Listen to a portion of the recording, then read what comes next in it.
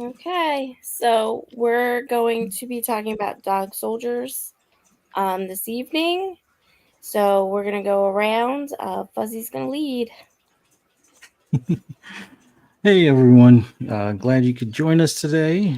We got some special guests on here tonight. I'll start off with letting Kaneda introduce himself, returning to the Fright Night with Ferocious Fee. Kaneda, what have you been up to, and how have you been these past few weeks?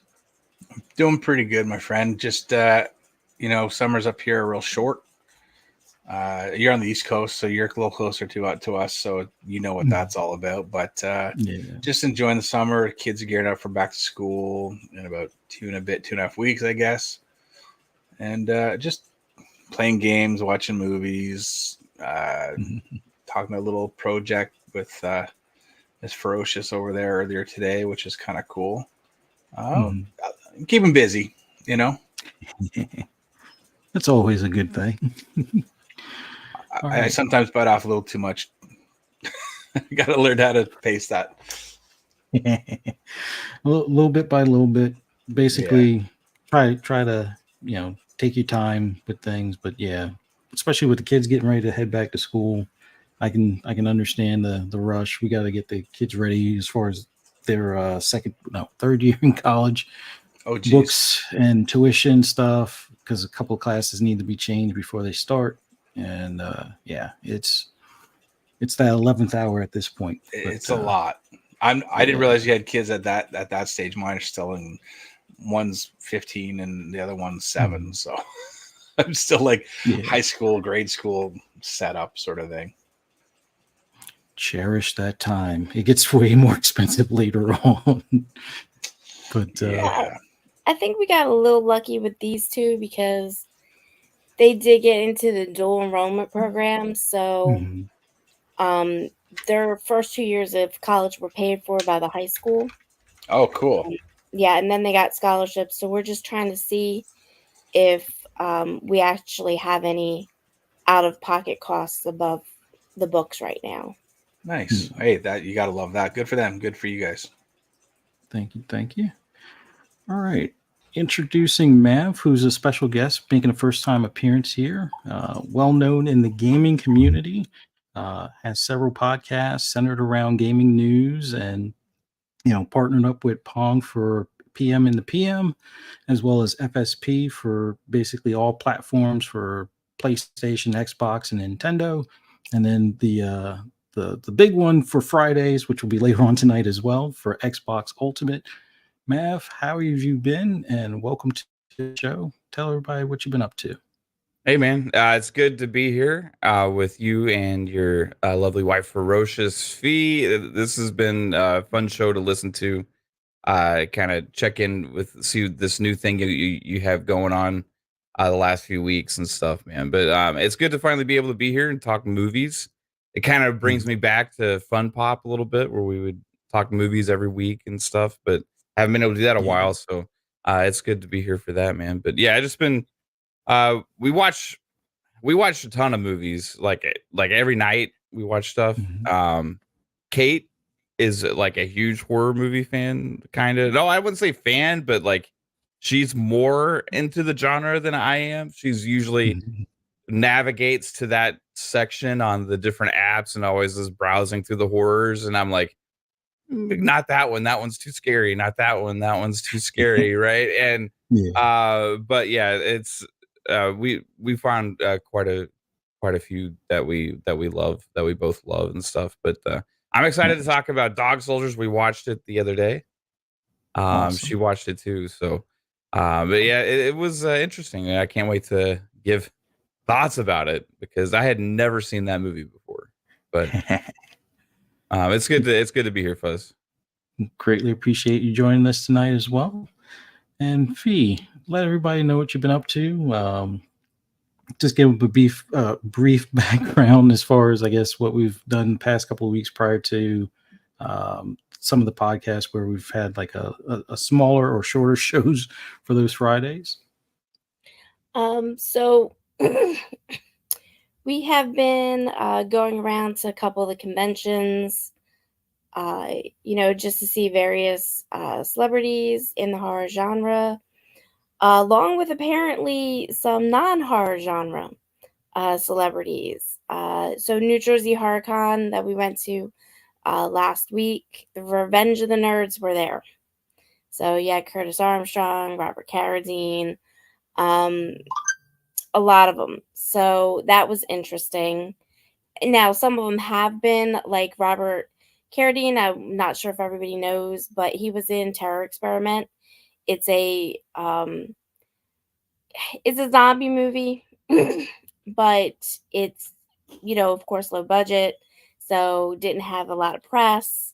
People should check that out. Maybe we'll do a show on that one, or even just kind of under the radar celebrities, movies and stuff like that outside of their big budget ones.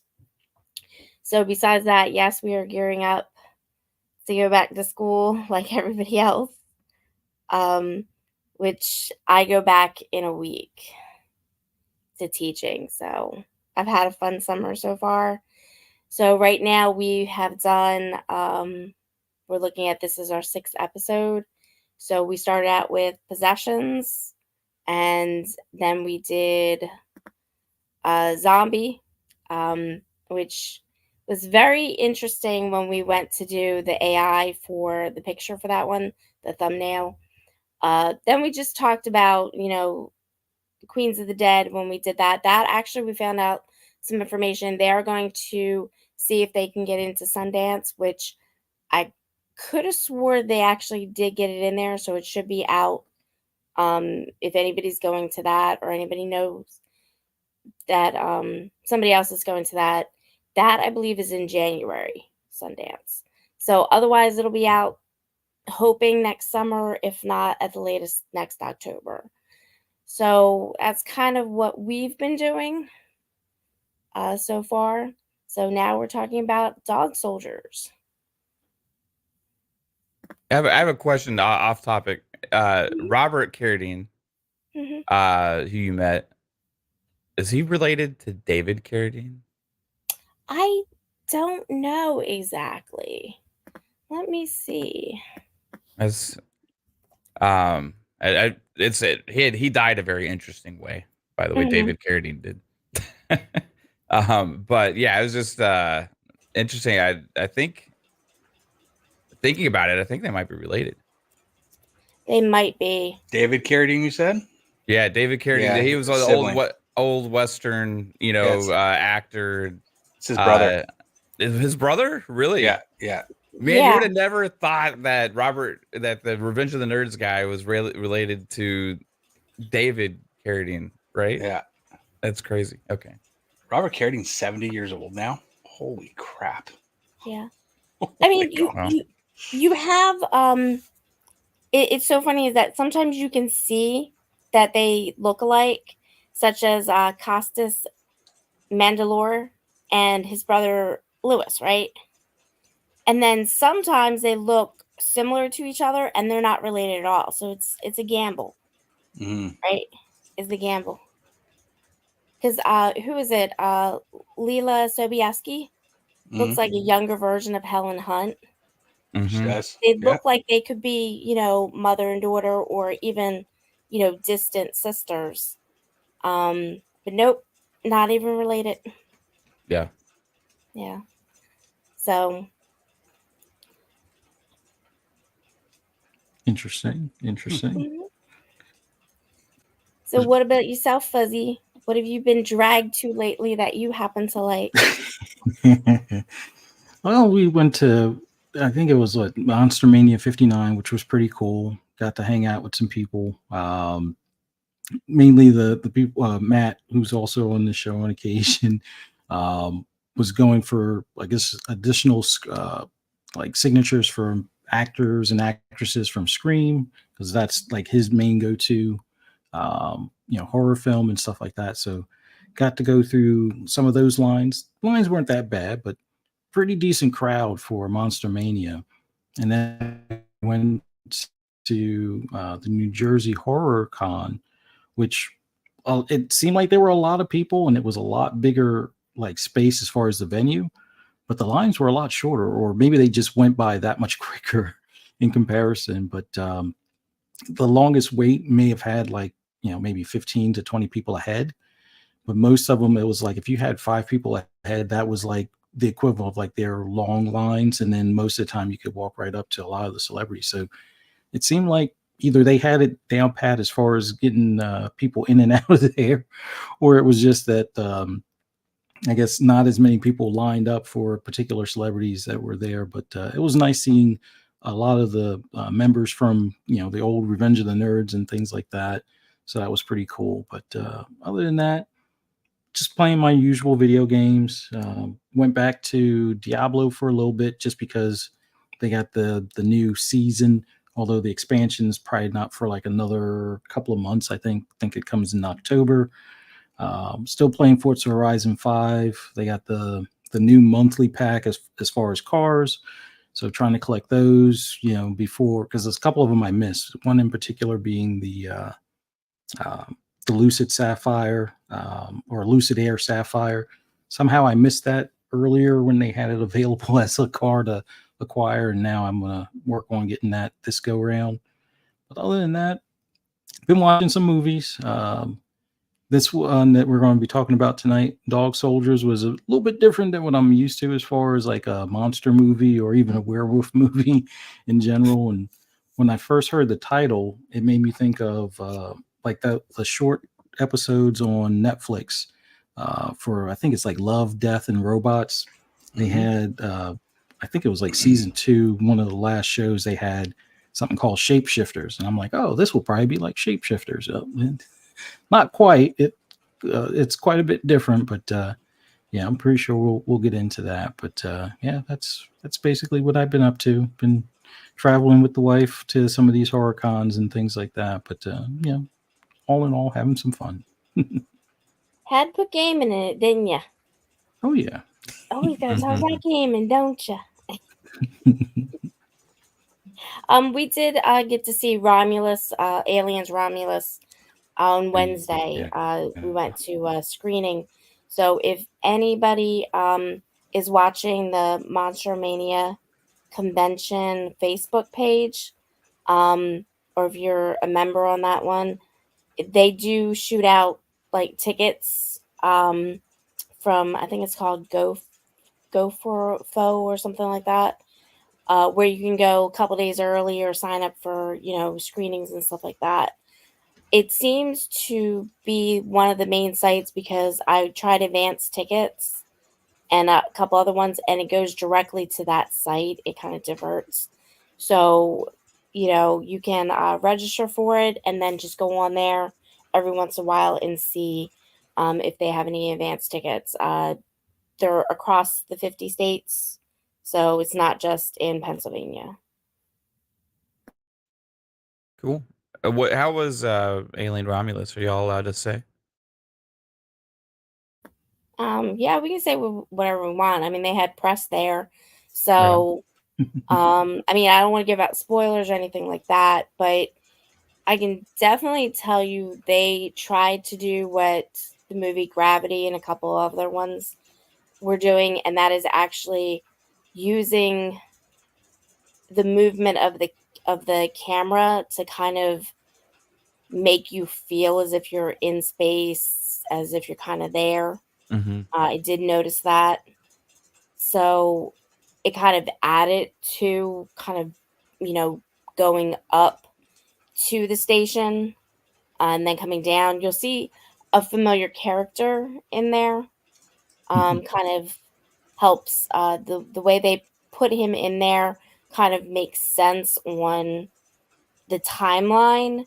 But if you've noticed kind of the jumping around that you see in Aliens, from Aliens 1 to 2 to 3, and then the Predators, and then Prometheus, including Prey, you'll kind of see this is not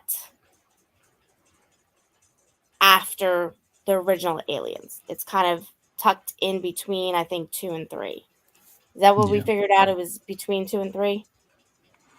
I think it might be between 1 and 2. I That's can't what I'd read remember. that somewhere that's supposed to be between 1 and 2. But it Yeah. just, I So don't if know, it just doesn't seem like the technology would be between 1 and 2 compared to 2 and 3. But, you know, most of the places are including Predator and uh, Aliens together, which I've heard that's not a thing to do. well, for me, as long as you don't worry about the Alien versus Predator movies or any of the Predator line of movies, just focus on like Prometheus and Aliens and Covenant and stuff like that. This fits nicely between Alien and Aliens. Um, I think it's 20 years after Alien, 37 years before Aliens. A lot of stuff kind of fits, although keep in mind um, certain reappearing faces might not be the exact face of previous characters without spoiling things, but overall, it seems to fit if you ignore Predator. I like what they tried as far as giving some overlap between Prometheus and Aliens in this one, but I would say it's definitely worth a watch. It's by far not the worst of the Alien series, but I think it is definitely worth a watch. Maybe not in IMAX 4DX or whatever if you want to do that with the, because I don't know if they'll have like spray or odors or something like that to go along with it, That'd but be sweet. like the 3D ones I think are fine, and then the regular IMAX is golden because that you definitely get that feel like Fee was saying. The camera work makes you feel you're not going to get sick or anything like that, but you will sometimes you'll kind of clutch the seat to make sure it's like you're not falling along with what you're seeing on screen kind of thing. So definitely worth the watch. But yeah, don't mix the Predator line into it, and you're golden. Mhm. So, but I would say the actors that were in it have had limited exposure, and they did pretty well. Cool. Yeah. All right. Well, outside of Predator Romulus, let's get to the werewolf movie, Dog Soldiers, and where do you want to start us off, Fee, as far as like some of the topics from that? So, definitely we want to kind of talk about. I wouldn't say they were twists or whatever, but the dynamics of the relationships of the characters, considering that in the beginning when you first open up, you know, you have it's not only it's like a like an audition. It's for, you know, the team and stuff like that and everything. It's, you know, this guy is training, but at the same time he's kind of trying to get on the special forces team, and that kind of doesn't go well, Hmm. and not necessarily in the aspect of the way you would think. And then that relationship causes other problems throughout the movie. So why don't we go to Kaneda, because I know he's seen this multiple times. Yeah, and this was just my second time actually. It's been years since I've watched. I watched when it first came out on video. I don't even know, 2002, 2003, something like that. So about 20 years ago. So I needed to reacquaint myself with this world that was built there. Um, I like the movie. It is a lower budget film, but I think that I don't feel like they wasted really any moments or any time with their money. I don't think they waste like their backdrops and their character development. I felt like everything was very purposefully created there. The character, I think the acting was actually pretty good for a budget horror film from the UK. The one character though, for some reason, I had it stuck in my head that it was like Christopher Eccleston, but I don't think it was him though, right? Like the main guy, the blonde hair. Um, No. No, I didn't think so. I had it stuck in my head that was him. So I'm like, oh yeah, this guy's great. Are you, This guy are went you on to do talking bigger about things. Cooper? Hang on, I'm trying to remember. Pull his face up here. Yeah. Yes. Yeah, Yeah. that's Kevin McKidd, and he was actually in Train Spotting. Oh, was he? Okay. I Yeah. don't think I've seen Train Spotting. So, Yeah. no, I liked the I liked all the characters. I especially loved the hate, the bad guys. But the I really I actually think that the werewolves in this were some of the better, more modern day werewolves for the most part. There were some parts that I didn't love, but for the generally speaking, I would say that they were some of the better ones from like the last 20 years, 25 years even. But it's a good movie. It's not one that I don't think I would go to it like on the regular. It wouldn't be in my regular rotation. But if ever I'm kind of like looking for something and I come across it, I might stop in, take a peek and hang out for a little while, Nice. All right. Well, as far as like in the beginning aspect, and without, I don't know if we want to worry about spoilers, but with the decision that commander gave him, do you think that was a fair thing, or was that too off the cuff kind of deal where, it's like, oh, you want in, you gotta do this. Right. What did you think of that decision that he forced upon him, kind of thing? Just like the main character, I hated it. Yeah. And I wouldn't have done it either. It's just me. That I think I feel like that was just kind of placed in there as a like tropey thing to be like, look how bad this guy is, or how bad he's gonna be, like to kind of foreshadow it.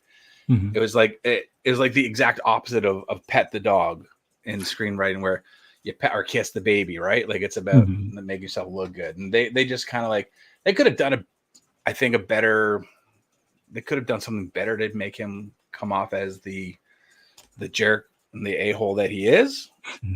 But yeah, no, I'm with the main character 100%. There's not a chance that I would have done that. I'd be like, it's weird, I know, to be like, I'd turn the gun on the human before I turned it on the dog. It's a really bizarre thing, but as a dog owner and lover and all that other good stuff, it fits my personality too, to be honest. Yeah.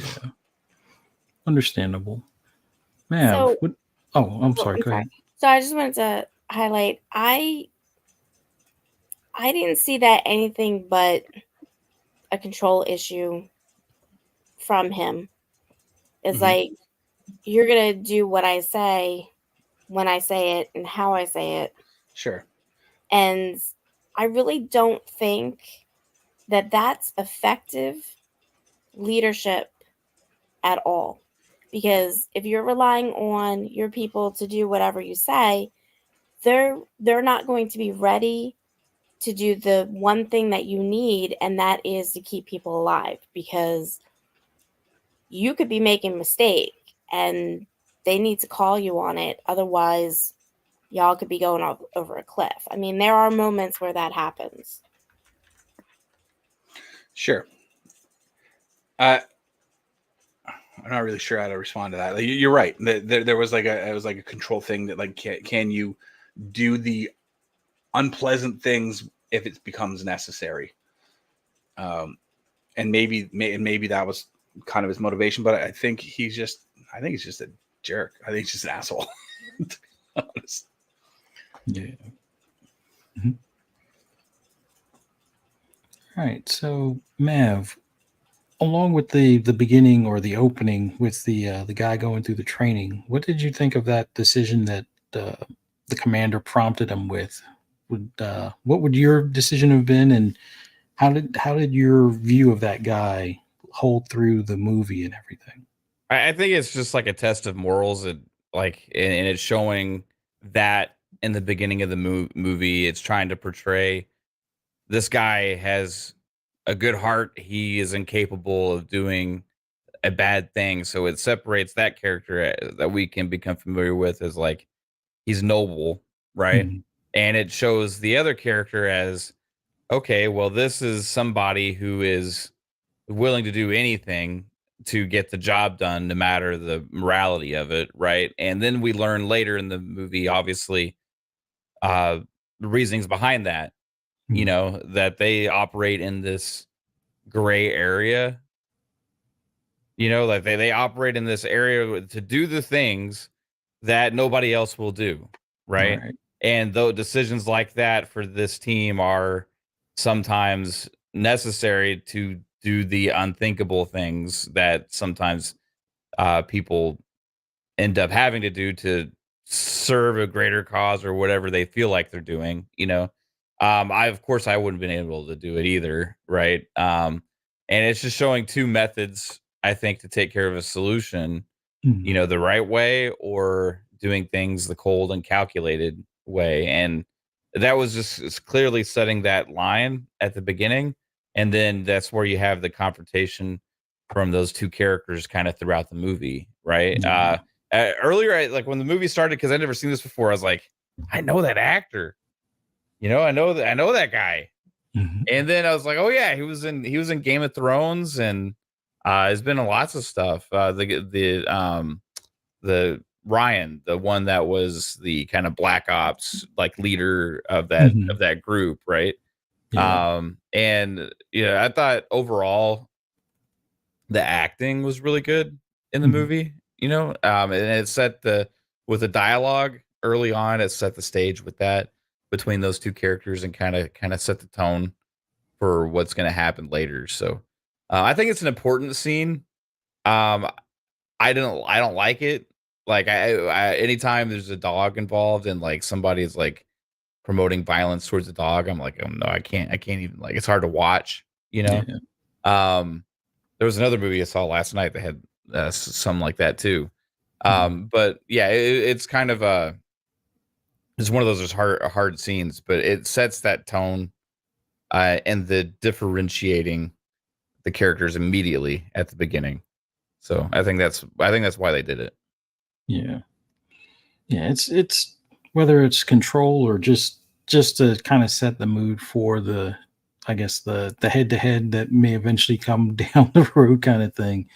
It kind of rubbed me the wrong way. I'm like, you got to be kidding me. Unless the dog is attacking, there is absolutely no reason to even think about doing something like that. And it's like shooting the actual commander is probably just as much of a punishment because you got to deal with when you go back. Oh, why'd you shoot him? Well, you told me to shoot the dog. Oh, well, okay. Well, here's Fort Lindenwood. Well, they're in the UK, but it's a little bit different with the U.S. military. You would still probably be going to the you know lockup, but still, there's no way I can't imagine having that type of decision, posed upon me in some military training aspect. And it's like, yeah, it's probably the best to walk away, leave, or stand down, that commander and leave. Although with that guy, I guess doing the deed himself, it's like, yeah, that should probably be reported, but I'm pretty sure nothing would have come of it. But Fee, what's your take on it? So I think for the movie, it was the most effective way in a short period of time to establish that this was the villain. Yeah. And I think they were effective in that. I mean, this compared to big budget movies, this had a $2 million budget. Mm. We all know it wasn't going to reap $100 million. This was going to probably be a cult classic. And it did make its money back and a little bit some after that, which was good. But I think their use of doing things in a short time frame made the movie better. Yeah. Even though I hate even thinking about violence to animals is a thing. Yeah. Can I say something else about that though? That the one thing that bugged me about it, besides the fact that he was asking that, for that deed to happen, is the handler. The handler was just standing by and he wasn't doing anything. Yeah. And typically in a situation like that, the handler and the dog are one unit. and they've trained together for a long time, and that's like that's his, that's the handler and the dog are, like they're inseparable. They're always together. And so I didn't really like the fact, like I was kind of like sitting there going, when is this guy going to step in and tell the commander to take a walk? But he never did. And I kind of got irritated about that too, because that's, that's how it would be. Like, I don't care what, organization you're with. If you're one of the part of the canine unit, you're laying down your life for that animal, and that's just how it is. So to see, like, his handler kind of stand there, kind of, stone face, like, nah, just my dog. That was kind of irritating to me. Yeah, and we also don't know, because it is a movie. We don't know if the handler didn't think he would do it. Maybe he tried to do that in the past and just didn't follow through on it. Maybe it was just a new test that the guy came up with, because they did the cutscene. They didn't show it, which was great. Some movies do, but that could have been, because we also didn't see his team afterwards. We just know that Cooper wasn't on the team. Yeah, like Kaneda said, the handler should just, if anything, take a few steps back, go back into the woods, and you're gonna have to find us at this point, kind of thing. If the commander is not going to stand down, but that definitely an effective way to set the tone for that particular individual, as well as the I guess you could say kind of the hero, or quote unquote hero of the movie, kind of thing. But moving to, I guess, the next time we see Cooper and stuff, with them, training with a different unit, and I guess me and Fee have seen this, and maybe even Mavs has seen this with in basic training, where they have like the suppressors on the end of a rifle, and you're shooting blanks, kind of thing. Anytime you go through that type of training, it's like, oh, you're basically playing almost like laser tag without an actual visible laser, obviously, but you're just carrying blank ammo and having a suppressor, and it's like, oh, you're to hunt this particular target. So when they, I guess, go through those motions of that practice or training that they're going through this time around, without it being, special forces, or, I mean, I think they may mention that special forces will be in the perimeter, but not that they'll interact with them or anything along those lines. But going through that training, it just seemed like he was much better suited for that other unit. The unit seemed to work better as a unit with their sergeant leading the way. But then I guess you could say stuff hits the fan. So I'll go back to you, Kaneda. As far as with that next, I guess, interval, as far as when they're just doing their patrols and things like that, and coming across what was basically a dinner scene to some extent. What were your thoughts as far as how they were going to introduce the werewolves and things along those lines? So I've originally, I remember the first time I saw it, I thought to myself, are they testing like this new breed of soldier, right? That's going to help win the next war. And that's kind of how I looked at it, was like, are they testing this? Is that what the whole purpose is here? I like my gore in movies, man. I do. I can't help it, right?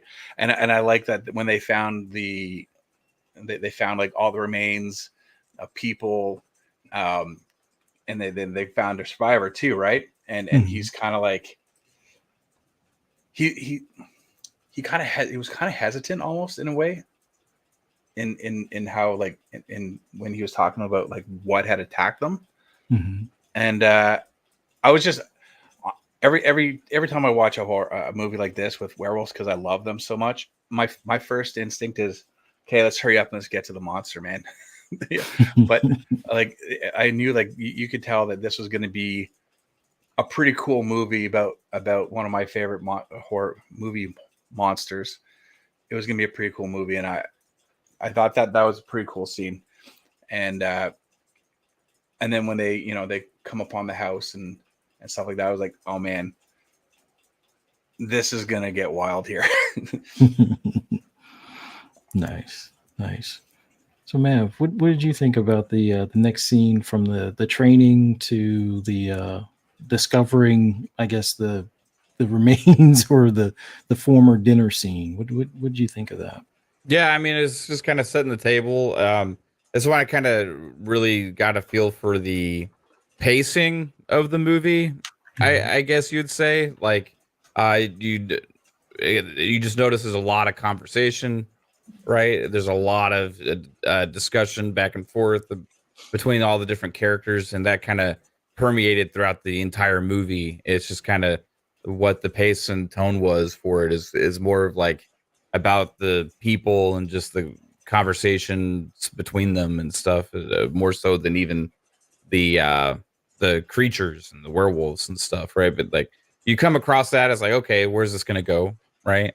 And then there's the whole cow thing that happens at the campfire, and that's when it's like, oh, okay, that's interesting, you know. But yeah, for this part, I remember thinking for myself is just about the pacing, and I realized that this was a slower paced movie early on, right?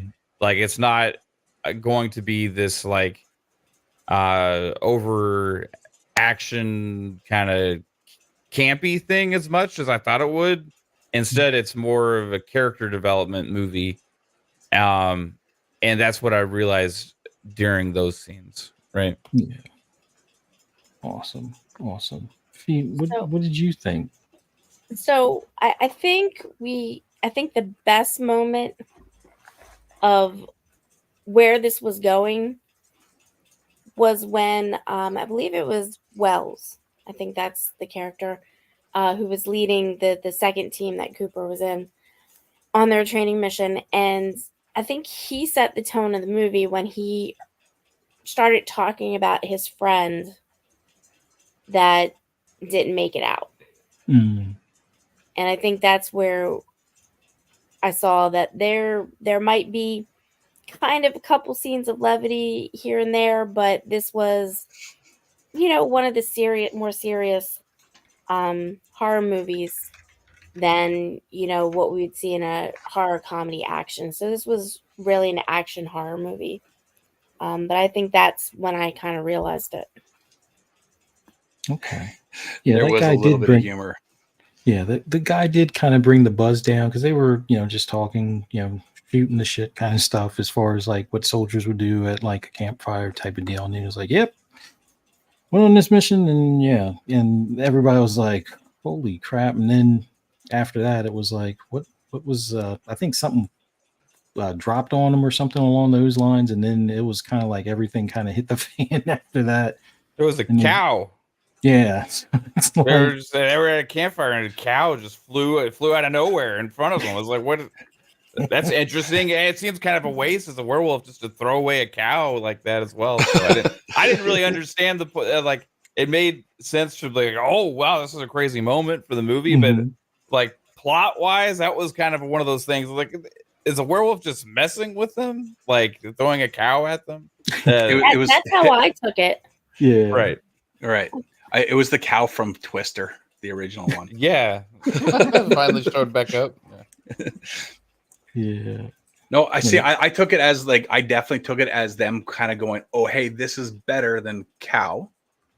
We prefer the taste of human flesh for whatever reason. I don't know why. That makes sense Because I like cow. Yeah, And but then like, why kill the cow? Well, because they didn't have anything, right? They've been waiting. Like how long have they been kind of waiting to get fed again after the previous attack, right? Maybe I don't know, or maybe it's just because they're so enraged they just don't know. It's just violence is all they know, and that's all they do. But I did kind of look at it as like there's some intelligence in there, and they're definitely screwing with these guys in a sort of a way that they're kind of like, I'm done with this. I'm going to show them that this is what we can do, and we're coming for you next. That's kind of how I took it, but it's so subjective to the viewer, right? Yeah, it was kind of like they were playing with their food in multiple ways. Playing with the cow by tossing. It's like, oh, that was a snack. Oh, see what we can do. Like you said, see what we can do to a cow. And yeah, it definitely gets them riled up. So now it makes it more interesting of a hunt. So if they wanted, like, let's say more of a challenge or something like that, dropping a mostly eaten cow on people will definitely put the alerts up for the next target or the next hunt. But yeah, that was a good way to kind of get them riled up. And I think after that it was stumbling across the special forces team, which might as well get to those guys. Well, wait a minute. What? Now I have a picture of Stuart from Mad TV being a werewolf. Why'd you put that image in my head? What? Oh, as far as look what I can do. Yeah, look what I can do. Could you imagine him as a werewolf now?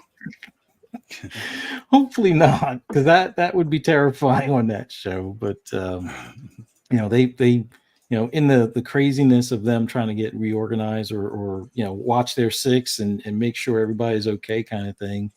I guess they stumbled across the special forces team, which they were pretty much more obliterated than the cow, I think, for the most part, except for the one survivor, which it seemed like they purposely left that guy around just to kind of make him like the bait or make him some sort of like messenger to kind of lure more soldiers out there so they could feast on them type of thing. But they go ahead and try and rescue him. The guy's like scared out of his mind, which special forces or not, you got werewolves tearing up your team into little bits and pieces. It's could definitely have an effect on you, but they kind of get their bearings. And I think what was it, Wells or the main sergeant winds up finding one of the werewolves as he's going off, and one of the guys gets, I guess, obliterated that was on their team, but somebody gets their stomach cut kind of open. So what are your guys' thoughts on that? It can be free form on that, so whoever wants to go on that. Sausages everywhere. Yeah. that scene, I remember thinking, okay, that's when you can see it's very low budget because it looked extremely, extremely fake with the intestines sticking out. But I was like, okay, whatever, it's fun. But also, it was interesting to see them just be able to like, hey, let's just shove this stuff back in. The guy's gonna be okay. That's right. Like, hey, super glue it. Yeah, walk it off. It's all right. If it came out of there, it'll go back in, is what he said. Like, let's just put it back in and you can be on your merry way. Yeah, that dude's clearly never taken a CRT monitor out of a box and tried to return it back to the store. Yeah. Right? And so that's what they do. And it's like, okay, that's just what happens. So it's like, all right. That's where some of the funny, like, more like low budget type stuff kind of happens. It just kind of makes you chuckle when you're watching it, even though it's supposed to be a serious scene. Yeah. But remember the dog? Oh yeah, the one at the house. Yeah, that hey, you got a new chew toy, so he was happy. Oh yeah, that he's pulling on that thing. Yeah. No, but I think the one lady driving through the woods, I guess after hearing the gunfire, kind of swoops them up because they were kind of SOL at that point. They're in the middle of nowhere. I think their radio wasn't working, and then the special forces radio was pretty much like bitten in half or something along those lines. So having some local resident driving through the woods as they're trying to get back to base or get back somewhere and scoop them up, that kind of saved the day, and they make it to the house and stuff. But man, one thing's for sure, I guess if you're definitely going to be in the woods, whether it's camping or an FTX or whatever you're doing, you probably want to have some form of transportation nearby, or radios that are a little bit better against the elements. But they make it to the house. Lady helps them out. There's a dog there. Apparently, I guess that house, whoever was there first left some of their food out. So it was almost like a Goldilocks kind of situation with them getting there and stuff like that. But Fee, what are some of your thoughts on like the once they get to the house and how some of them are settled in and some of them are like, yeah, we can't stay here. What were your thoughts on that? Well, the first thing I noticed was, before they even got to the house, uh, one of the main things that you want to make sure that you have when you're out in the middle of the woods is ability to communicate, and they took that out. Yeah. They, most werewolves, as we know from previous, like the howling and all of them, they just attack the person and move on. But you can see the intelligence that they're trying to basically show in these werewolves, that the whole reason why the special forces team came out was to get at, they thought, one werewolf to experiment on, or to figure out how can they use it as a weapon. And you can see it right there on why, because no werewolf is going to take out the radio. Most of them don't even think that it even exists. So that's the first thing I noticed. When they get to the house, it's empty. Why is it empty? And why would this woman know that it's there? You know what I'm saying? So your radar or your suspicions were already up at that point? Yeah, there are some tells in this. There are some, hey, place shouldn't be empty. There should at least be one person, especially if it's not her house. Because we've seen in other movies, towards the ending, it's like, oh, you used to live here. That's why you knew that it existed. Or, the person that was here because, you killed them or something like that. So there are reasons why. But yeah, that's also what I noticed. Of course, why would you eat something that you don't know how long it's been sitting out? Yeah, doing training out in the woods, you can get hungry after that. So I know you get don't let hungry. good food go to waste. I know, but you get hungry. But at the same time, do you really want food poisoning? You trust your nose, man. Not always. So, Kaneda, what did you think of once they made it to the house, where some of them were like, "All right, yeah, we'll just sit tight," and the others are like, "Yeah, we got to get up out of here," kind of thing. What were your thoughts on that whole deal? I just thought that they were just being stupid, to be honest. I'm like, like in every movie that they get to a house, like, okay, now we just got to bar the windows and the doors and let's just chill out. I mean, I'm always like, are you sure that's the right play? Like, these things are huge. You saw how big they were. They literally threw a cow carcass at you. Like, you think that they're not going to be able to bust through a door?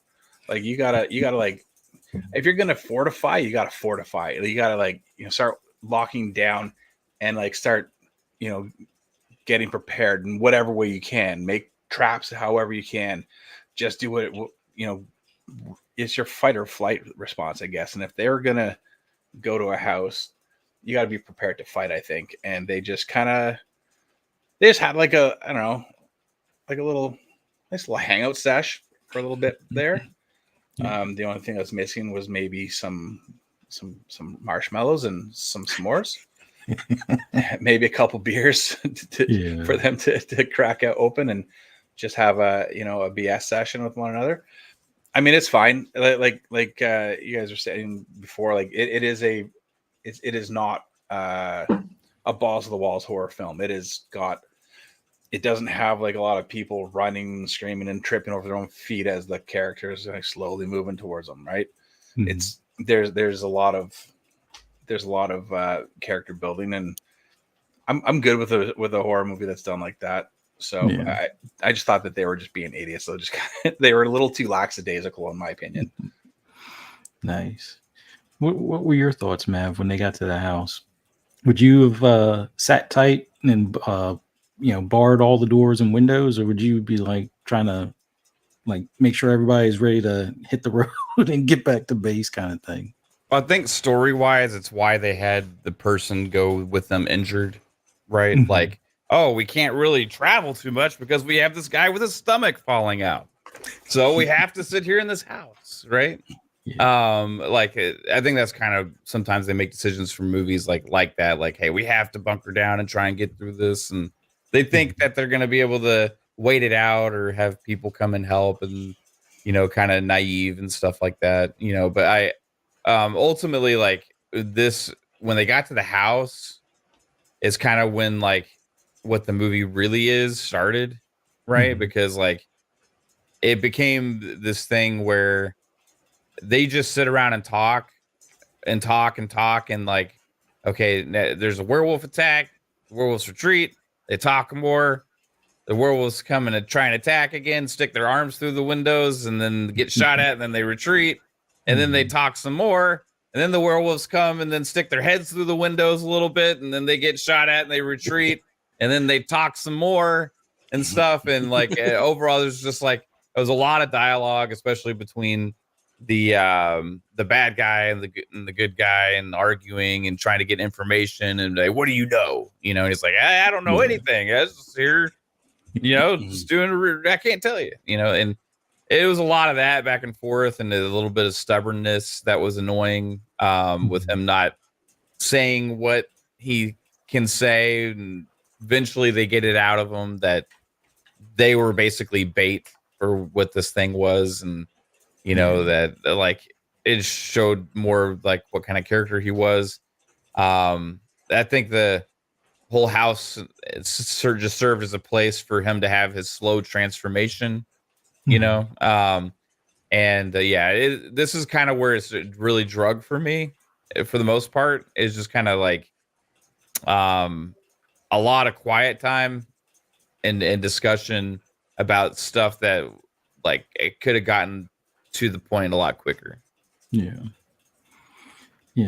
was definitely a few things with the bad guy, or the original special forces guy, that just kind of came across kind of weird.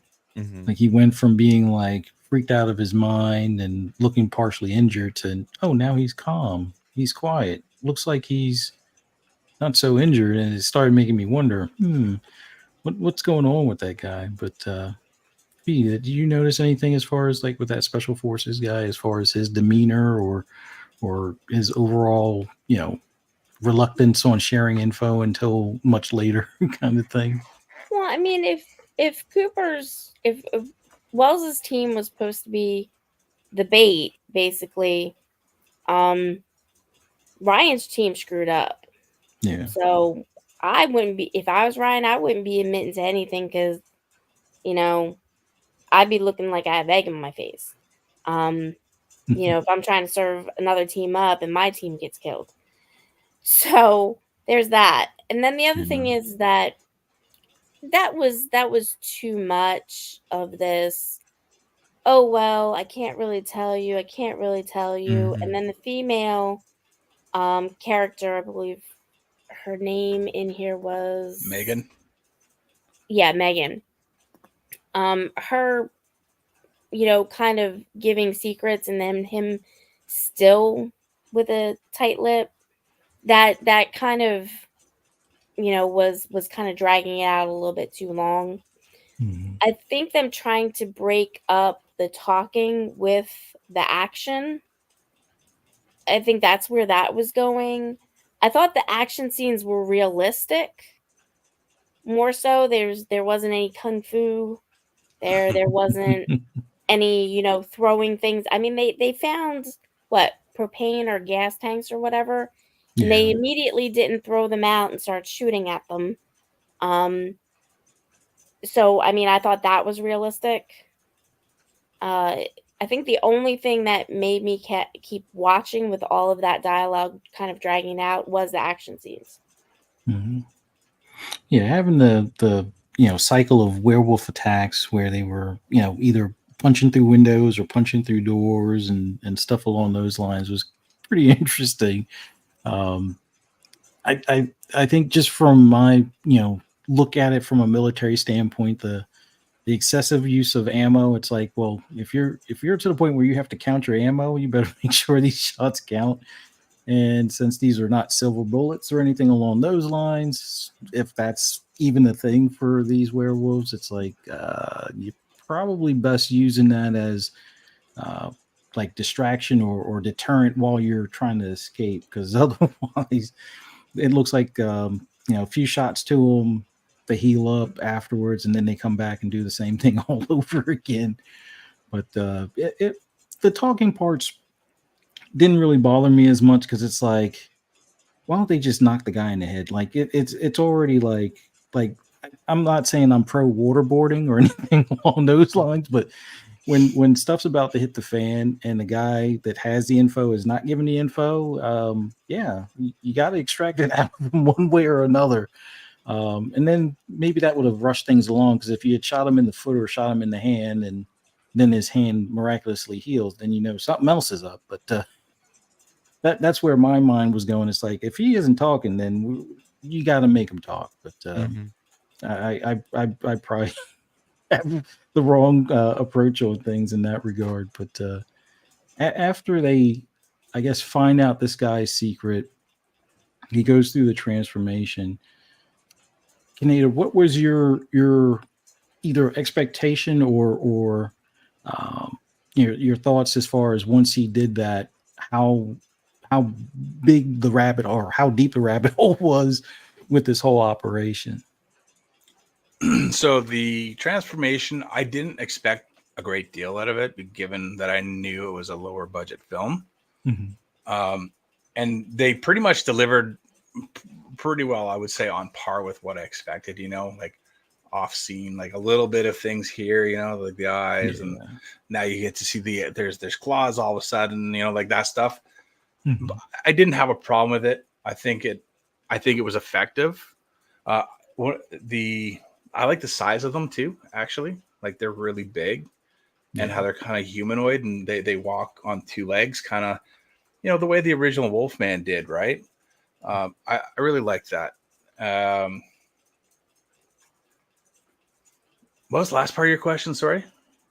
Like after the transformation, did you think that it was like, was he setting everybody up, including the government, or was it one of those things where maybe he got bit and then that's what allowed him to convert, kind of thing?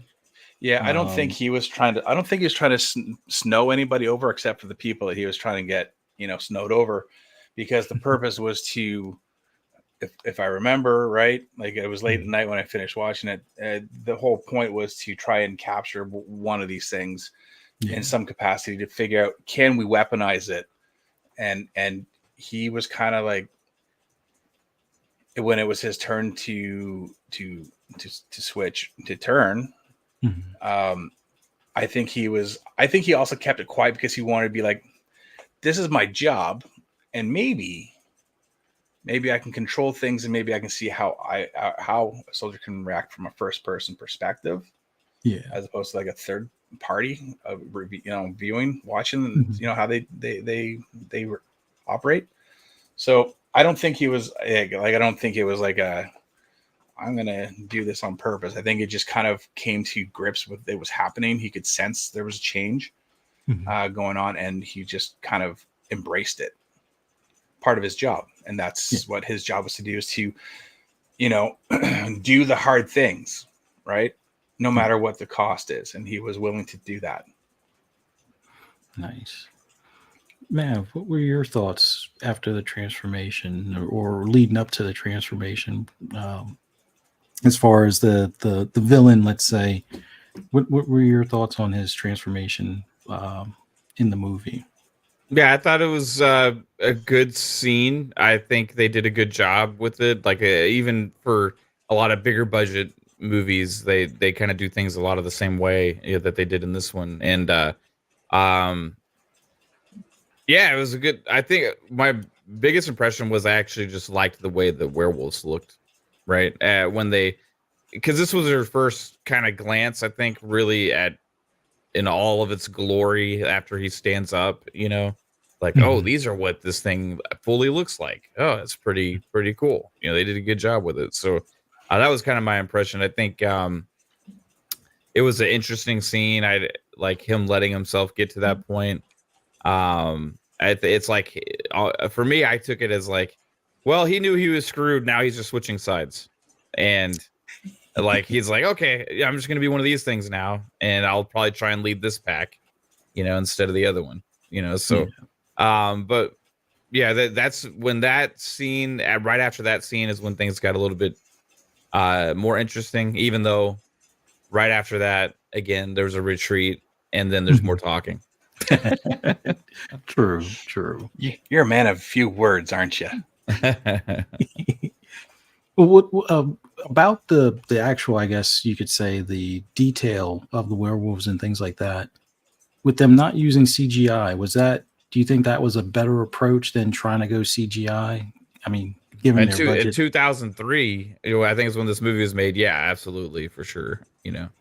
For a low budget movie with CG, like I could imagine, like what they would have done of trying to recreate the same thing. I think they did great with the with everything that they did. There was some really cool scenes with the werewolves, and there was like a head got bitten off, I think, at one point on a car. Yeah. That was good. That was a really good scene. And when they really went there is when things were the best, I think, and showing a lot of that stuff. Yeah. I think that practical effects over CGI is better even in 2024. Yeah. Always. It just comes off the screen better. I don't care. Like, yeah, they do some pretty cool stuff, but honestly, for like creature features, man, you got to go practical effects all the way every time.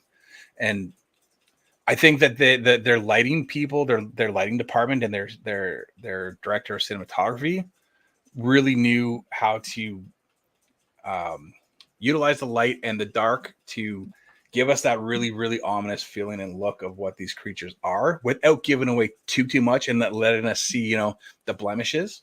Mm-hmm. I mean, you could see some in some of the more close-up shots, but for the most part, I think that they did an admirable job of delivering an effective monster on screen. Awesome. Fee, what were your thoughts on the whole transformation aspect? So I'm kind of used to seeing the full version, which we didn't see in here. So in Howling, you see them developing from human to werewolf. Even in American Werewolf in London and Paris and stuff like that. You saw that. In this, I'm just wondering what the transformation was, because when they first start, you see them fully werewolves. Mm-hmm. So I know in some movies there is no transition back. So I'm kind of curious on that. Once they transform, do they stay that way? I think no, because in the movie, like, she was like, oh, they're actually really good people most of the time, like Yeah. they're all just people that live here. They're all really good, actually, just great people. You just don't know them. Even though they're trying to kill you and eat you right now, it's just not who they are normally. Yeah. So I think they kind of allude to that a little bit here and there. I'm still kind of curious because the thing is though is that we saw a different transformation of one of them than the full version, and that was kind of weird. Even in the death scenes, that was kind of weird because they're shooting these things, filling them with bullets, and they still are coming back. Mm-hmm. But yet one of them, it didn't happen. So well, I think the one was shot mid-transformation or something in the head. Mm-hmm. So I don't know if that's supposed to be the kill shot. I doubt there were any silver bullets at any time, but mm-hmm. my gut is telling me it was one of those things where before they do the full transformation, if you can pretty much stop them midway, mm-hmm. I guess that's the only way to kind of really take them out. And then hope, if you don't take them out, hope for the best until I guess the sun comes up or the moon goes down, or however you want to look at it, kind of thing. But yeah, that was still outside the lore, though. Yeah. because even if, even in other movies and stuff like that, even if they're in full human form, they're still not going to die with a regular bullet. It's still Yeah. got to be silver, or it's still got to be cut your head off and bury your body separately from your head, and stuff like that. So I was just kind of didn't really see how that connected. I think for me, I don't think the silver or any of that stuff ever mattered in this movie because like they were always kind of afraid of the gunfire and bullets, right? That's why they kept retreating. Mhm. And I think just the one shot was like a point blank, like straight to the dome, right? And like that's I think it was just trying to deliver like this is how you can take them out, possibly. You know what I Yeah. mean? Instead of just winging them on the arms or legs or whatever and stuff. Like I think they get hurt by that stuff, Mhm. but I think they're obviously stronger and more durable than most people. But like a straight shot to the head like that, I think it was just trying to signify that's they are vulnerable in that way. Like um So the question becomes, were they actually engineered? I Mhm. mean, if they can be shot, or they can be blown up, or set on fire, um i- are they engineered? I And think, it just kind of went crazy after that. yeah, I think that is kind of like the $1 million question that you can be interpreted how you want to interpret it as the viewer. We know what the point was of them going there, but how did they get there? You know, and yeah, I think it's fair to assume that maybe they were put there by enemies of the state, and maybe they were supposed to be. Maybe it was a full training exercise for that. We don't know, but I'm okay with it being left to interpretation. Yeah. Yeah. For me, I just I wondered if as well if it was one of those things where an original werewolf before compared to one that may have been turned into a werewolf kind of deal. Um, the lady, I guess, was should have been along the same lines as the ones that were already out in the woods. Let's just say it's just that I guess she didn't push the transfer, or maybe it's a control thing, or depending on exposure, or maybe it's like the Hulk where you get angry and then you change, kind of thing. But yeah, I guess you could say a little bit of a plot hole. But yeah, I just assumed like for the sergeant with the intestines hanging out, and for the special forces guy, they may have been turned per being bitten or mauled, or however you want to look at it, or slightly injured, because it seemed like the special forces guy was purposely left as like a chew toy kind of thing. Um, he did seem injured in the beginning, but with his injuries healing, he had to have, had some sort of regenerative something, which I think they kind of had, but like Mav said, if you're shooting them in the arms and legs, they they're probably going to heal after they retreat. And it's like, oh, lick the wounds. All right, I'm good in an hour or something, kind of deal. But like a shot to the head, it's like, yeah, that especially if they're still mainly human. I guess that's the ender. But who knows? I would say, if anything, knowing our, well, not our military, but just military in general, Mm. if they were out there trying to hunt them, then they may have created them to begin with. So it's like, yeah, we got to get that lab Mm. experiment back. We're going to Right. put a recall team on that, and then yeah, it just went awry. Sadly awry in that little town area and stuff. I think she was the alpha female and the leader of the pack completely. Mm. That's the way I looked at it. She's the top dog, no pun intended, really. But she knew what was going on. Mhm. She was in full control of the Yeah. situation and of herself. So yeah, I see that as her just knowing everything that's going on, and she was their leader, and I think also they were kind of backing off because she's giving off some sort of some sort of a Mhm. message somehow somewhere to them to kind of like, okay, now back off for a minute. Let's see what happens next, sort of thing.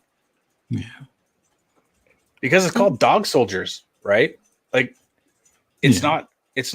not soldiers versus dogs or soldiers versus werewolves. It's dog soldiers. So Yeah. they're very likely there. If you think about it, they're very likely there purposefully to be tested.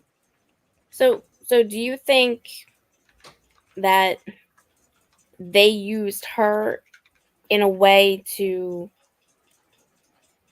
maybe inject something, into the soldiers? Or I think it was supposed to be just one, basically. Yeah, maybe. I think she. Well, no. I think it was a platoon, like a squad. Mm-hmm. I in my mind, or the way I like to envision it, is that's a squad. They're put there, and then and they're very effective. And they were like, you know what? I don't want to. Maybe they didn't want to go to fight the wars or whatever, or and that was them kind of like rebelling back. I'm not really sure, but I do think that they were. It makes sense to me that they were put there and created by man or somebody to be what they were. And she was just like, she's like, I know that they're going to come for us. Let's be prepared and let's play with them a little bit. Let's not do that. Yeah, because I mean, the thing was that Ryan was saying it was only supposed to be one, and that's why, was he just kind of misleading, or was he really thought it was just one? Because he knew her, she knew him, so there was something going on. Did she go rogue? Is what I'm wondering. Yeah, possible. Yeah.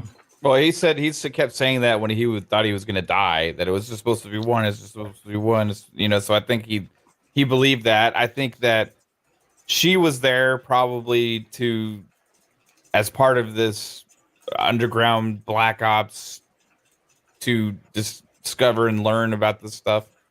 She ended up kind of siding with them or whatever. And, instead of just one, they end up keep growing, and maybe it's from other soldiers that have been there in the past and stuff. Like who knows how long it's been going on, right? Like it could have been going on there could have been 3 other people before Ryan, right? Or 3 other groups. Who knows? Sure. And that maybe every time they get 1 or 2, to survive and transform with them, and be part of their pack. And maybe that's why they keep doing this and sending soldiers in, because they want to get the best of the best to become these things, right? Yeah. So that's maybe why they left Ryan alive, because he was the leader there. Maybe why they targeted and picked off the other ones and tried to leave the strongest ones to remain at the end as well, right? So or maybe he was the one who didn't transform yet because his injuries weren't as bad. Because none of his team was there. Yeah, they were in bits and pieces. Oh no, they said they weren't there. Like, they didn't even actually see. They just saw him and the weapons, and they took the weapons. But it looked like there could have been remnants left behind to, signify that something happened. Yeah. Or that they were drug off or whatever. But that's how they could have gotten higher in number. Yeah. And then it just happened to be she turned out to be the leader. Well, one thing's for sure, like we mentioned earlier, with them attacking the communications stuff, definitely sounds like these werewolves were once military, or at least had the wherewithal to know to attack, communication stuff. So it definitely makes sense that these are kind of either the previous rescue teams or recruitment teams that they send out there, or maybe that special forces team, part of that team was the ones actually doing the hunting. They were supposed to be hunting one guy, and that one turned a team of 5 or however many into other werewolves and stuff like that. So yeah, I could see that work out. One of them used a gun once too. Yeah. Like So, the guy shot through the window, the thing grabbed it, turned around and shot back, Yeah. So that was like, okay, yeah, these things are smart. They're not just normal dog things. They're communicating, and they allude to that numerous times. So yeah, I think that's why it's called dog soldiers too. I think they are soldiers. Yeah. Well, I'll tell you this much. That dog was well behaved. Most dogs, when you open the door becomes open and they see something out there that is trying to attack who they believe is their person, they're going to run out. This dog did not do that. I didn't trust the dog because of that. I thought the dog was behind the whole thing. Yeah, he had a chew toy. Yeah. Where he turned the one sergeant's insides into a chew toy. It was like, yeah, that's something's up with this dog. He's had the taste for, I guess, intestines before or something. But yeah, interesting. You didn't take me for a walk? Meet my buddies. Did y'all feel the same way about that cat in was that prequel we watched recently? Oh, The Quiet Place. Yeah. Oh, I hated that cat. Did you have suspicions about that cat? Because that cat was well behaved. At least it was definitely well behaved, but it was getting everybody into trouble. It's like, oh, let's go here where all the monsters are. So yeah, but that's typical cat behavior. So I was just like, I can't wait to see those creatures eat that thing. I'm a dog guy, man. You got dog. If you got dog soldiers going on, and someone's like, if they put a gun up to the cat, I'm like, yeah, okay, it's fine. I'll kill the cat. Don't ask me to kill the dog. Fuzzy. We have 5 cats, by the way. 5 cats. That's a lot of litter. Yeah, exactly. I don't hate cats. I hate litter boxes. Yeah. That's the part that comes with the cat that I can't stand. Yeah. No, it's their shitty attitude that comes with a cat that I can't stand. Like, you could be sitting there petting this thing, and it's like, oh yeah, it's purring, it's happy, and then all of a sudden it just goes and starts biting you. You're like, yeah, dude. Okay, well, don't get a tortoise shell. Well, luckily ours aren't quite as schizophrenic or bipolar or something like that. Well, one is bipolar to certain people in the household. Yeah, me. The tortoiseshell, I guess I'm her person. The 2 orange cats, they hate each other. They both have the Highlander disease or something, so they always got to be separated. The gray cat. Well, the gray cat is my wife's cat. That one. 2 gray cats. Well, okay, so the fluffy one, I'm not really a fan of him, but he loves everybody until you tell him the word get. Like that's like the magic word. He knows to get away from me when I say get, so he takes off. The other gray one right now is like the acrobat of the family. She's probably the smallest one, even though we feed our cats twice a day, but all of them are probably considered portly, I guess you could say. She's the acrobat. Still small frame, but she'll wind up being on the top of the kitchen counter, or not counter, but the kitchen cabinet tops. Trying not to knock over glassware and stuff that's up there and stuff. But yeah, for the most part, they're well behaved for the most part. The cat box stuff, we went with crystals that, it's easier.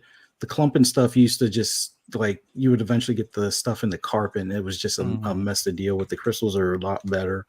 But being a cat person most of my life, declawed. I know there's some cat people out there that probably look at us as evil by declawing them. You're but not nice. But they're indoor cats. They're never ever let outside. So, but yeah. Oh so Foamy, the fluffy one, and Heidi, they're love bugs. Foamy will nap with anybody as soon as he gets used to you. Morris will cry for attention. So I mean, most of our cats are love bugs. It's just Ellie. She's a tortoiseshell. She's moody. But I'm her person, so she's never moody around me. So Nice. So let's get back to more bloody things. Yeah. He's like, I'm done with cats. No, but with the way how the dog was acting, I just thought it was funny. It was a bit suspicious that he was, chewing on the one sergeant's innards, but And he didn't die from it. Like what? Yeah. Like I thought it was funny because they're literally like tug of warring. The dog's like, give me that goddamn, give me your intestines. He's like, no, this is mine, doggy. No, doggy, it's a bad doggy. Like Cartman with the cat, right? It was pretty funny. Yeah. Now, I like the little boxing session where guy has no more bullets, and all of a sudden he decides, well, I'm gonna box this werewolf that's probably twice my height. And probably 10 times the strength. Yeah. Probably not his best play. Yeah, that didn't work out. I think he had a tooth out or something. Right. In the kitchen scene when he was fighting, that was a good scene. It was like I think it was showing like this guy's a badass. He'll stand up there and like take it on like without anything and actually survive a little bit. Lasted longer than I thought he would. Yeah, I thought it would be like one werewolf swab at the neck. And it's like, oh, the head came off. So yeah. No, but that towards the end, the battle was awesome. I like the whole trying to get the second vehicle deal because they had already chewed up the first vehicle. Like the fact that they knew to disable the first vehicle and that there was another one in the garage and there was already one of them waiting in the back, which I didn't see it coming, but I kind of suspected, okay, this guy is not going to get away. They're either going to jump through the roof or something along those lines, or as soon as he goes to open up a door, he'll be there waiting. No, it was already in the back seat. So, well, I mean, they took the first car out, right? Yeah. They took the first way out by literally just pulling out wires and stuff like that. Mm-hmm. And then the second one, I didn't make it either. But it made for a heck of an explosion, so it became useful. But as far as not necessarily expectations, but if there was anything to change in the movie, or if you were to, be able to do your own director's cut of Dog Soldiers, what would be one thing you would like to see changed, or one thing possibly focused on a little bit more? I'll start with you, Kaneda. And I've said this before to you guys, I want to see the transformation, man. Like I love the transformation. I've actually spent one night going down a rabbit hole on YouTube, best man to wolf transformations in cinema, and I watched, all the greats. Mm-hmm. I watched the ones that aren't so great, but you know what? I had a great time doing it. Just give me a nice transformation. I prefer they don't hide away from it. I want to see how violent it is. I want to hear the screaming and how painful it is. I want to see the hair come out of their back. I want to see the body just contort and turn into something that it's not supposed to be. Yeah. That is what I would like to. I would have given them more money, been like, take, $2-3 million more and do this, make this happen. That's if I could do it over, or have them do it over and help them get more money, spend it on a really cool transformation, because that stuff is memorable. Like nobody remembers the American Werewolf in London because, okay, so maybe they do remember the guy whose face is all torn apart, his best friend, but that's not what made the movie most memorable. That was the transformation from man to wolf. Even Ginger Snaps, and I'm sure you guys have seen it. That is a great movie, Canadian too, for the record, phenomenal. I actually really enjoyed the transformation that they did. It wasn't as aggressive as American Werewolf in London, but it was really, really well done. American Werewolf in Paris. That was garbage. It was awful. But you know what? I love seeing that process and how the artists and the writers and the director envision it. I want to see that. That's because I have my own ideas. Mhm. They're really unpleasant, like really dark and really, really unpleasant. And me and Ferocious are going to talk about that one of these days on the side. But it's give me more of that. Awesome. Mav, same question. What if you could change one thing or one thing that you would want them to focus more on? What would you do on your director's cut? Fewer commercial breaks, I'm guessing, right? I do the opposite of what a normal director's cut does. Normally, a director's cut adds to the movie, and my director's cut, I would like cut out a lot of the talking and just like dead time. So, like, my director's cut would be a shorter version of the same movie where we kind of pick up the pace a little bit, right? Okay. Like, that was my biggest problem with the movie is just like it had too much of this just sit around, do nothing, dead time. Then a little thing happens, then we're back to this. And it was a lot of the same conversation over and over and over and over again, kind of just told in different ways. So for me, it was more of like, that's what I would like to see change, just pick up the pace. I understand that the writing is good. I understand that the acting was really good behind a lot of it.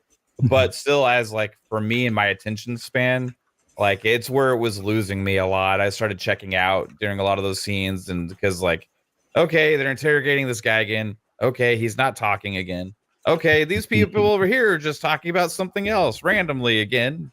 Okay, they're talking to this lady and she's giving a little bit of insight that we don't know if it's BS or not again.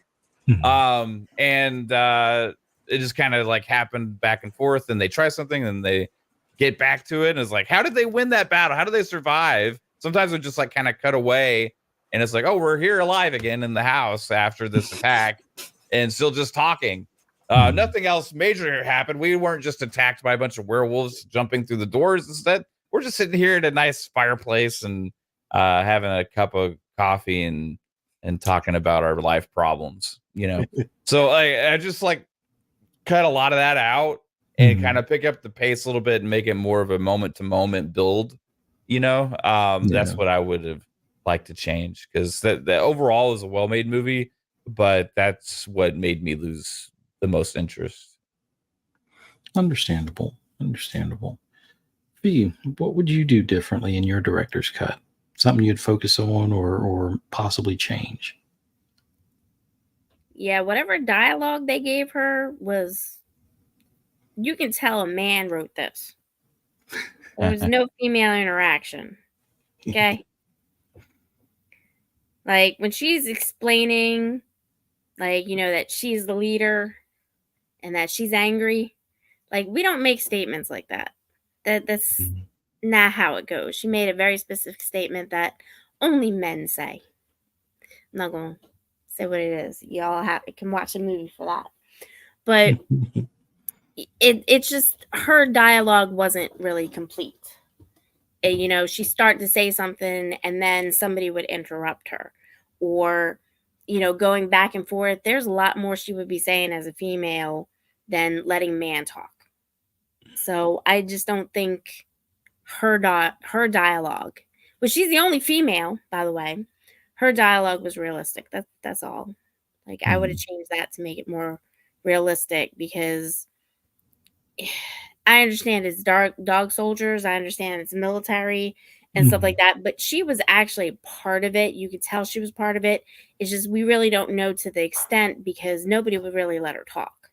And I think that's what was missing, because we could have gotten to why Ryan wasn't, you know, what he was doing out there and stuff like that, if they had just let her talk, because she knew what was going on. Yeah. Okay. Good point. For me, pretty much the only thing, well, just some minor tweaks here and there. I enjoyed it overall, but the interrogation aspect would have probably been a little bit more, I wouldn't say gruesome, but a little more violent, just for the fact that you're on a time crunch. You're trying to survive until sundown or sun up. and somebody's not talking that could possibly help with the situation, you're going to take things into your own hands at that point to get that person talking and hopefully on the same page.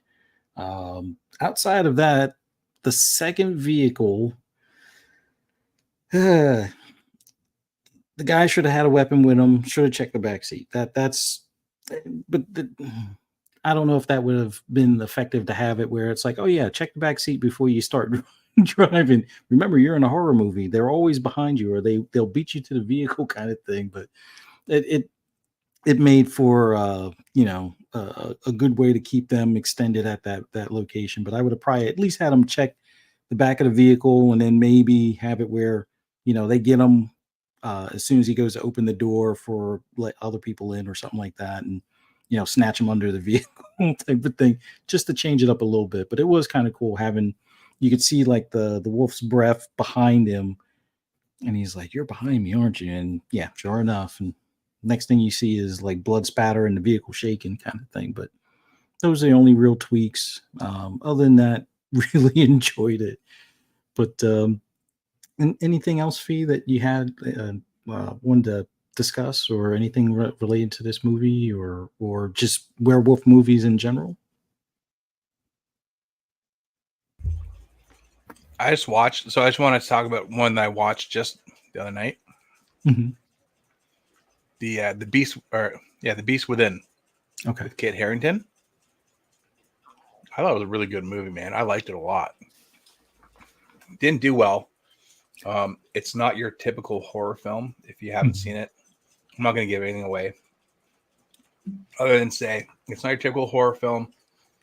Don't go in expecting, excuse me, a horror film, like kind of like this one, right? This one was very wordy, a little bit slower paced. It's also slower, a little bit on the slower pace side, but there are they did some interesting things, I thought. And I definitely think it's worth checking out if you guys are looking for something to watch this weekend. Was it on I guess it's on Prime right now, right? Sorry. Yes, I believe it is on Prime. Yeah, we'll definitely have to check that out. Any Fee, any other questions or any other movie or werewolf related things you had a question on or wanted to discuss? So I just think that they've gotten kind of away from making werewolf movies. There's not. I tried to see what was out, and there really wasn't much in comparison to, of course, slashers or even zombie. So and the ones that I saw weren't really, they were like low budget, but not necessarily on the comedic side. Mm-hmm. Are there any out there that anybody's noticed that are really comedic? It's kind of like a horror comedy. For werewolf? Yeah. I can't think of one off the top of my head. I mean, there's Teen Wolf. Yeah. But that's But it's not really, it's not horror. Yeah. Yeah. It's comedy. Yeah. Yeah, I don't know. There was one with Christina Ricci. What the heck was it called now? The Curse. Thank you. Cursed. But that wasn't really comedy. But it was like, so no, it wasn't like a full blown comedy, but it was definitely like early 2000s horror comedy. Like it's trying to be smart and witty. Kind of like the Dawson's Creek stuff or the Scream thing, because like Scream really kicked off the witty horror film. Yeah. And so I kind of look at it as like a horror comedy type thing. Comedic werewolf movies, I can't think of any. And to be honest with you, if I came across one, 9 times out of 10, I'm probably skipping it unless it's Teen Wolf 1. I guess it's one of those things where zombies are easier for like the comedy horror kind of thing. They're almost like everybody's punching bag to some extent. Werewolves, to make it funny and still scary at the same time, I don't know. You'd have to almost have like a psychopath werewolf that's knocking people's heads off with one swing kind of thing, Right. or something to that effect. I don't know if they want to quite, or if anybody's willing to kind of make that kind of movie where it's like a serial killer werewolf that cracks jokes as he, kills his prey kind of thing. Mm-hmm. But Yeah, that would make a good show, like a series more so, I think. Monster Squad had my favorite werewolf, like ever. Yeah. The werewolf in Monster Squad was awesome. That was a lighthearted, fun movie, and it was still, I guess, technically horror. It had, the Dracula and werewolf. It had the swamp monster and all these other kind of things. Yeah, it was basically Goonies meets Universal Monster Squad, right? Classic movie from the 80s. It was just an amazing movie to watch when you were a kid. But yeah, the werewolf in that was fun, I think. But so are we saying that,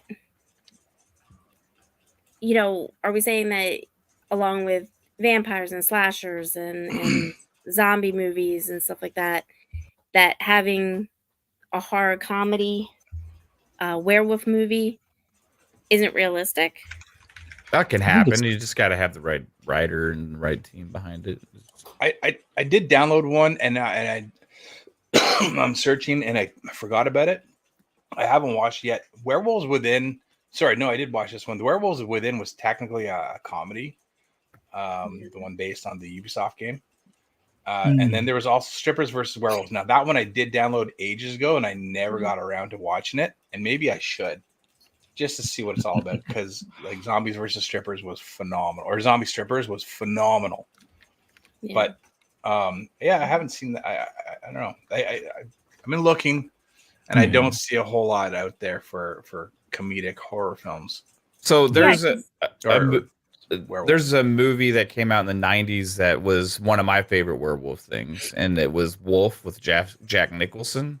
Mm-hmm. And it's not a comedy, but Jack Nicholson is still funny in the movie in numerous times because it's Jack Nicholson, right? But that's a classic. I really like that movie. Let me ask you something.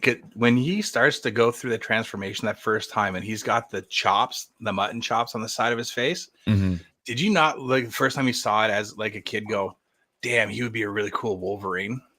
Yeah, I mean, maybe I was thinking that. I can't remember, but like, if you go look up the picture, and you kind of like look at it, go, wow, that's like Wolverine in Berserker mode right there. Like, that was kind of cool. Yeah, he looked. They did a good job with the slow transformation, kind of building it up in that movie. Yeah, and James Spader played a great villain in that too. Another one that's not quite fully werewolf related, but there are werewolves, if I remember right, is Transylvania 6-5000. Oh, I love that one. That was many years ago. Yeah, a very young Jeff Goldblum is in that one, if I'm not mistaken. It's been forever, I think I was a teenager at that time. That's how old that thing was. So I think I wasn't even double digits when that movie came out. Yeah, because I'm old, and I remember seeing it on like the movie channel, and I loved the whole thing. It was so good. Now I'm gonna have to find that one and download that because I need to watch that. Yeah. Yeah, that was 1985. Yeah, that sounds about right.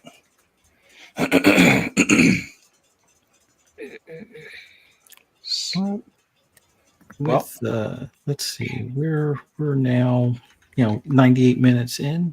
Any other topics you'd like to discuss, Fee? Well, I mean, nothing particular to this now. Yeah, it's just so hard with werewolf movies since it's not a big subgenre. There are some where they pop in. There are some where you see a glimpse of them or there's a hint. But in general, it's outside of what is it, Grim Love, which was a series. No, it was what Was it? No. It was Grove or something like that. What was the Mhm. series with the werewolves in it? On Netflix, the Netflix Yeah, show. yeah. Yeah. I know what you're talking about though. Yeah. So I mean, besides that one's the most kind of recent one that wasn't attached to the Howling. But hold on one second. Well, one thing's for sure. When it comes to werewolf movies, I kind of blame Twilight for romanticizing the werewolf more so it's not used in as many horror movies as they probably could. So that whole period where Twilight was ruling, vampires and werewolves, it's like it I think it took away Those were dark from days. yeah. So it's like Come on, zombies they were were dark days. Terribly dark days. zombies were definitely kind of holding the fort down on the horror side, and we didn't get the vampire movies that we really wanted. We didn't get the werewolf movies that we really wanted because they were like, well, no, they got to make them romantic, Pretty. yeah, it's like that Sparkly. Yeah, Well, I want what? Wait a minute. The previous horror movies were either severely violent or almost X-rated porn. Let's be honest. Which the Howling ones? The Howling series. Come on. So they showed like multiple nipples on the marsupials version of The Howling, which was a really weird movie, by the way.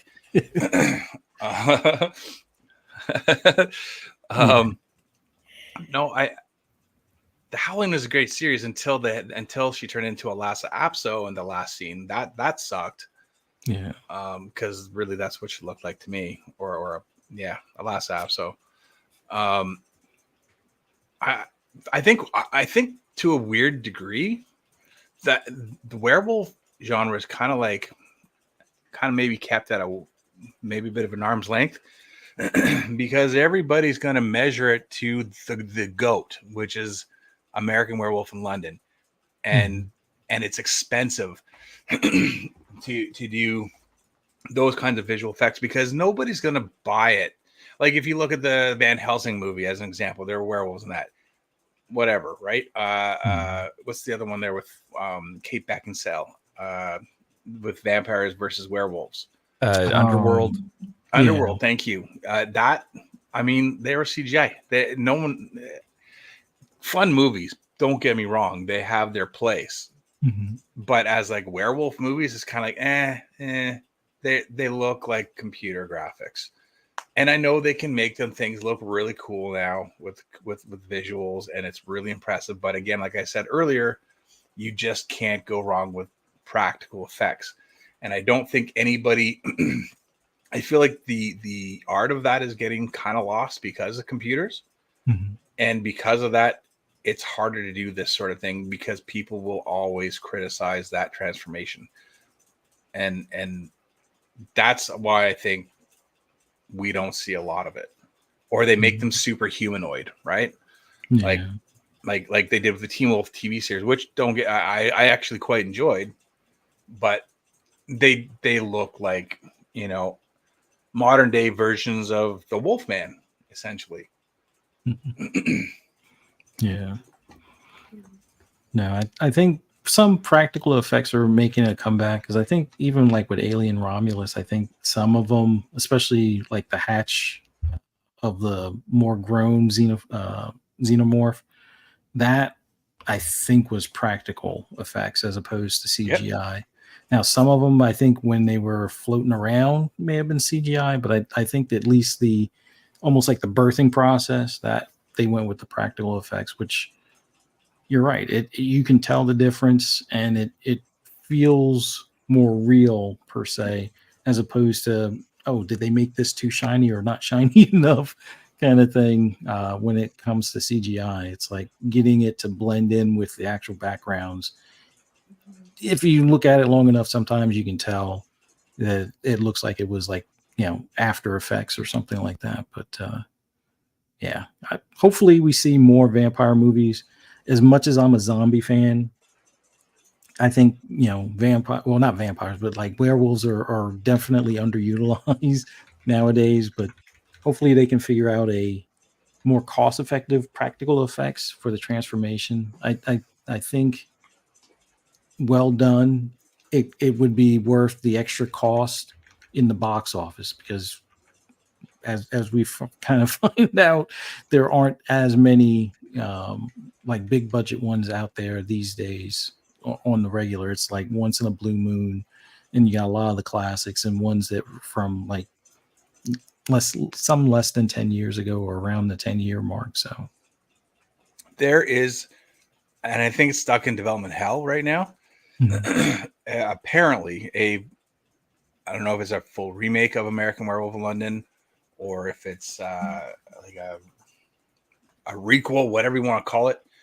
And it's supposed to be getting done by Max Landis, who is John Landis' son, the guy who originally directed the first movie. Mm-hmm. So, and I'd read an article some time ago, and I don't recall when, but he had been talking about how he really wanted to lean heavy into those practical visual effects. Maybe that's why it's stuck in development hell. I don't know. Mm-hmm. Believe me, I don't want them to do a full remake of American Werewolf. I would like to see a sort of sequel or whatever, or maybe like something that takes place in the same era, but a different person, a different location, like in the 70s, 80s, a different location. Yeah, for sure. So it's supposed to be in Rome. Okay. It was in pre-production as of April 2nd, 2021. Yeah. The release date was supposed to be next year, in 2025, but there's no cast. Yeah. Director is Hunter G. Williams. What? Yeah. When did that change? Yeah. Writer is Aaron Bennett and Hunter G. Williams. That name Bennett rings a bell for some reason. I mean, they have several producers, and they even have a casting director, but they have absolutely no cast. Yeah, so it's stuck. It's not like it'll go anywhere. It'll die in the ether. Yeah. Yeah, and it's just saying we'll pay tribute to the classic 1981 film, while offering its own unique spin on the subgenre. But interesting. Yeah, I don't even see a budget or anything. Mm-hmm. There's a news article on it.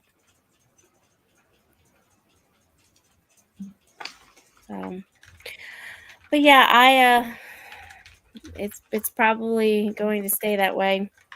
So it's interesting how these movies kind of start, and then they kind of don't go anywhere, and we stop hearing about them, but their IMDb page still stays up. Yeah. It's like they're teasing us. Like, nah, see what we started and we're not finishing. Well, so, yeah. As long as 28 years later gets made, I'm happy. They are saying that's already wrapped as far as all of the filming. Mm-hmm. I don't know, they're probably still looking at all of that filming that they did, and then once they kind of have an idea of what they still need, but I don't think they have a release date on that one. What they say it was 28 years later, right? Mm-hmm. That's what it's titled as. Let's see. They actually have another movie with the same name. It's a low budget film. They're saying it's supposed to be released June 2025. Interesting. Only 8 cast members. Yeah. Well, So, fingers crossed it still meets that deadline. Yeah. But so it looks like they're in post-production as of July 30th. Cool. Yeah, so we're gonna get that one at least. Yeah. But there is another film called 28 Years Later. Mm-hmm. So that's gonna be interesting when people go look up stuff. Mm-hmm. All right. Well, I think we can wrap up now because it's getting close to Dinner time time. where, yeah. So, but man, loved having this conversation on this movie, guys. As far as if you were to give this a score, not comparing it to like big budget or anything like that, but just in general for enjoyment, what would you score this, Kaneda, as far as like on either a 5-star or 10-star scale, either one? I'd probably give it like a 3.5 out of 4 or Okay. 5. I mean, sorry, 5. That's fair one. Good. Mav, what was your what would be your score out of 5 stars? Out of 5 stars, probably, to be honest with you, probably like a 2. It just like there was parts of it that I liked, but it just kind of for me it was more of like a drag, like with the constant conversation, like ongoing and stuff, and like I started checking out a lot with that with those scenes and stuff, and it could have just been what I was in the mood for at the time watching that movie, and it just wasn't grabbing me or whatever, but like it's just the amount of just repeated conversation ongoing kind of slowed it down so much for me. It's not really what I want in that kind of a movie, so yeah, I would say 2. Okay. Fee, out of 5 stars? I don't think it's a 3, but I don't think it's a 4. I would say 3.5. I mean, there were some things they could have taken out and it wouldn't have mattered. And then there were some things they should have done a trade-off on. So Good. Understandable. I give it kind of in the same ballpark, like a 3.5. Enjoyed it, but there were some spots that could have made the cutting floor kind of thing. That would have probably helped it get a little bit better score. So between 3 and a 3.5 sounds fair. But y'all are falling in line with about what the what the user scores are. They're falling around that same point. No, if this one had where you could tell it was like almost like claymation stop animation for the transformation stuff, or if it was like CGI that looked like it was from 2020 or maybe 2015, it would have probably went in the other direction negatively. But yeah, it wasn't bad. It wasn't the greatest by any means as far as a werewolf movie, but it's worth a watch if you're into werewolves. It's worth a watch if you're looking for something with a cross between horror and military. It has some merit to it and stuff.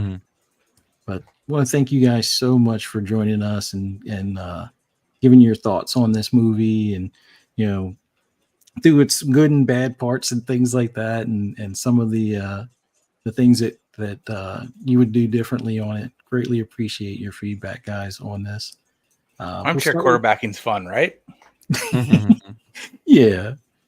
But Kaneda, why don't you let everybody know where they can find you on social media and on other either podcasts or other like YouTube channels and things like that? You can find me mostly on Twitter at Xbox Canada, which is right there in the screen if you're watching. And sometimes I do poorly done reviews for my YouTube channel, Secret HQ Reviews. And that's about it for me. Awesome. Once again, greatly appreciate having you back on. We'll definitely be looking forward to having you on here some more times and maybe in the regular rotation as well. For some of your thoughts on movies and stuff. I do enjoy it. It's a lot of fun hanging out with you guys. Oh, I'm sorry. I thought I already told you. He's gonna be back several times. We already discussed this. I'm sorry I didn't include you in that, Fuzzy. I thought I did. That's fine. Always the last to know, right? And Mav, thank you so much for taking the time to join us. I know we're going to be doing the double duty or double header here tonight, but with the dinner break in between and stuff, let everybody know where they can find you, what other podcasts you're on, and what you got going on, either on social media or on YouTube and stuff. Yeah, man, I like what y'all are doing here. Keep it going. It's great having kind of in-depth discussions on like specific things like this, right? So, but yeah, if you guys want to find out what we got going on, just check out Fun Speculation on YouTube. Got multiple podcasts, FSP, which is Fun Speculation Podcast on Mondays at 10 p.m. Eastern Time, PM in the PM on Thursdays at 7 p.m. Eastern Time with Pong Soul and I, and then Friday nights tonight at 10 p.m. Eastern Time is Xbox Ultimate Podcast. And also do streams, sometimes do solo kind of rants or whatever you want to call them. And yeah, we'll keep try and keep the content going and the fun going.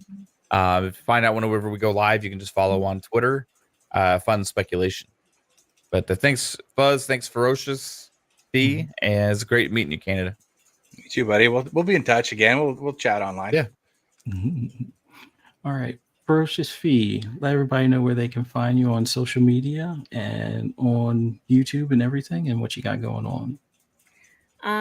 So I am on Twitter, or formerly known as Twitter. Keep on saying Twitter. It's still Twitter. Ferocious Fee. You can just put in at Ferocious Fee. It'll come up. YouTube, as always. Again, Ferocious Fee. And then my email should be on there as well, but you can just take my Twitter and be like ferociousfee78@gmail.com. I try to keep everything in line, so there's no guessing or no multiple remembering of things. So this is the only podcast I do. I'm not a gamer, but we can't all be Buzzy's perfect. Buzzy's been trying. Yeah. Well, you play a lot of Don't Starve, so that's like your comfort food video game, I guess you could say. I mean, when we talk about video games on here, because that's gonna happen, Fuzzy is gonna make sure of that. Especially with me here too. But he you can hear the stories of him trying to get me to play video games. That should be fun. And for me, as always, Fuzzy Belvedere on the app formerly known as Twitter, Fuzzy_Belvedere. You can also find me on YouTube. Just do a search for Fuzzy Belvedere. On a number of podcasts, one of which later on tonight with Mav at 10 p.m. Eastern Standard Time for Xbox Ultimate. The link is in the description as well as in the chat. So definitely join us later on tonight for that as well. And you can find me on Shop Podcast tomorrow at 10 p.m. Eastern Standard Time on PTK Blam's channel, and Pixelated Echoes on Sunday at 8 p.m. Eastern Standard Time on Sunday. But as always, thank everyone in the chat for checking us out and those that catch us on replay. We greatly appreciate you checking us out. And if you have any questions, comments, or suggestions, just let us know in the chat or let us know in the comments. We read all the comments and try to respond immediately on those. And if you like what you saw, hit the like button, subscribe if you haven't already. We greatly appreciate it as well. Thanks so much for your time. Have a great rest of your weekend. All right. Bye, everybody.